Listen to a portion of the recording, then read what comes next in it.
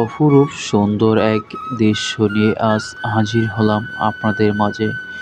আজ দেখাবো গ্রাম বাংলার আসল সৌন্দর্য ও গ্রাম বাংলার ভিডিও, যেখানে বর্ষাকালের নদীর পানি বাড়িয়ে ও ফসলকে ডুবিয়ে দিয়েছে এরকম একটি সময়, যেদিকে দুই চোখ যায় শুধু গ্রাম বাংলার আসল সৌন্দর্য দেখতে পাই।